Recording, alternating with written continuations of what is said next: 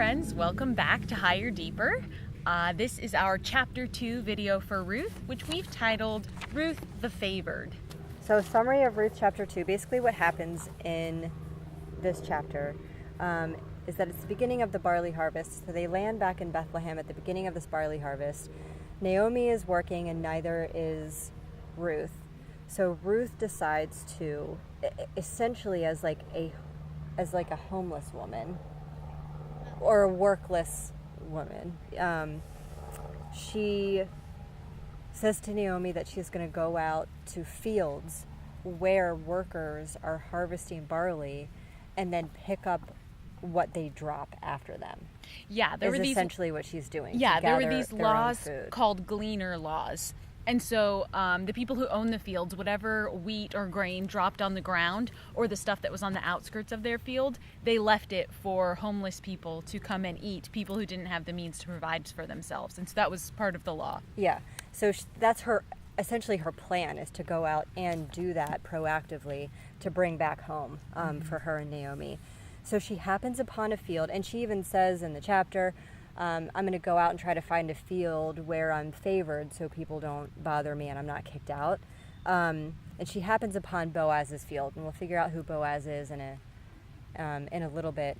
But we also talked about naming this chapter Boaz the Kind, because we also find out that Boaz and Naomi are related. So it's the beginning of Boaz and Ruth's relationship and essentially how they meet. Yeah. So Ruth ends up in Boaz's field and he recognizes her. He doesn't know her. He just sees her gleaning in his field. And he welcomes her and he tells her to stay in his field. And essentially he's kind of telling her that he's going to take care of her and make sure that no one bothers her. And it's an ideal situation for Ruth. Yeah. She goes out not knowing what she's going to find, and she finds this kindness in Boaz that she never expected. Yeah. So as we continue on with the themes, I find God's provision most prominent in this chapter because, why was Ruth so striking to Boaz? I mean, maybe she was physically striking, who knows? But there's also, just in a matter of what seems like a day, she's created this reputation for herself where the workers either don't mind her or they like her, or they've also heard around town that she has traveled back from Moab with Naomi to basically take care of her. So she has this reputation now where people think that she's kind of awesome. So they are welcoming her to glean behind them. And the first verses that stick out to us in terms of God moving Boaz and Ruth together are in verses 8 and 9, where Boaz, once noticing Ruth, goes up to her and says, "You will listen, my daughter, will you not? Do not go to glean in another field, nor go from here, but stay close to my young women. Let your eyes be on the field which they reap and go after them. Have I not commanded the young men not to touch you? And when you are thirsty, go to the vessels and drink from what the young men have drawn." So he's basically saying, hey, I got you. Stick here. Yeah, and Ruth, her response in the next verse is, "Why have I found such favor in your eyes that you notice me, a foreigner?" So this kind of brings up part of the kindness of Boaz, is he was going above and beyond what was expected of him as well. I love this book because really it's a book about three wonderful people. Yeah. And a lot of times in the Bible, the main character in a book is oftentimes messed up, which I also love because we're all a little messed up. But Yeah. in this book in particular, it's just such a relief to hear about these people, about Naomi, about Ruth, and about Boaz, and about how loyal they are and how kind they are and how they're all examples of God's love. And so she even questions it. "I'm a foreigner. Why are you treating me this kindly?" And in the next few verses, in 11 and 12, Boaz tells her that he's heard about all the good things she did for Naomi, about that good talk that's been going around town. And he said, "May the Lord repay you for what you have done. May you be richly rewarded by the Lord, the God of Israel, under whose wings you have come to take refuge." Boaz is an Israelite, and they don't get along with the Moabites, but he was taking the love of God and showing it to a foreigner and welcoming her and providing for her. And I think that's very pertinent to our times. Yes.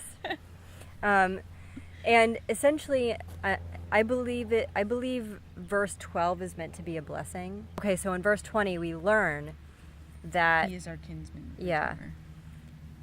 We learn that she actually, isn't it earlier in this chapter that she goes home with like excess, and Naomi questions like, where did all this come from? Yeah, just before that. And says, where have you gleaned today, and where did you work? And then Ruth explains to her about her meeting with Boaz, and then Naomi's like, blessed be he of the Lord who has not forsaken his kindness to the living and the dead. This man is a relative of ours, one of our close relatives.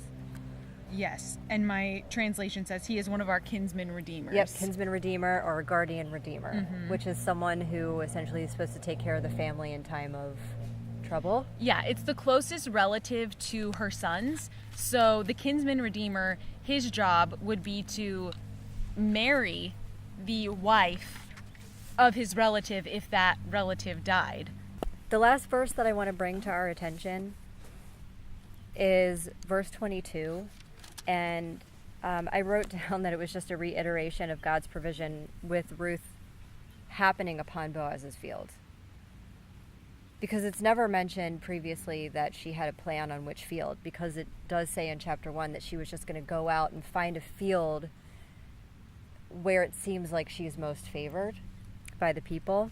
So it says, Naomi said to Ruth, her daughter-in-law, it is good, my daughter, that you go out with these young women, with his young women, meaning Boaz's young women, and that people do not meet you in any other field.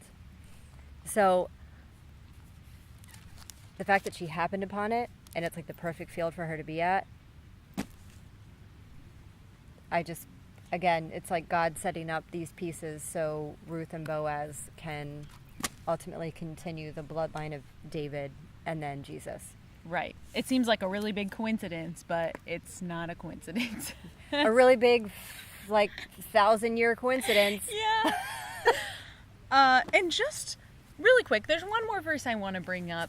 Yes, please. Just because I think it's interesting to see how, or to see kind of what led to this opportunity for God's provision. So what I'm speaking of is in verse 2, it says, and Ruth the Moabitess said to Naomi, let me go to the fields and pick up the leftover grain behind anyone in whose eyes I find favor. Naomi said to her, go ahead, my daughter.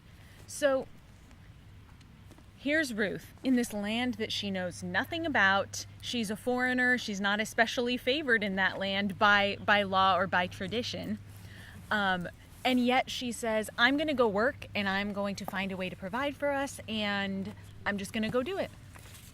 And she maybe doesn't quite know what she's doing. Yeah.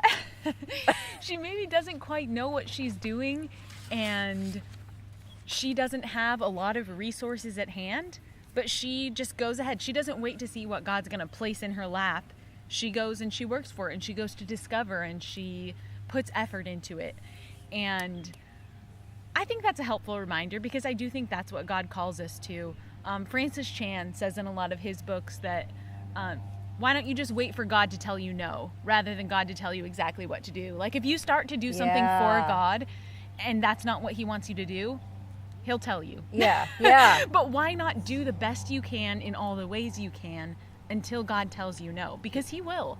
So I think that's a good reminder. I kind of made that connection. Just, it's easy to sit back and wait for things to happen, and sometimes God does call us to wait. Yeah. But sometimes God calls us to action before we have any idea what we're doing. Yeah. And that's what I think this situation was. And he called Ruth to action when she had no clue. Yeah.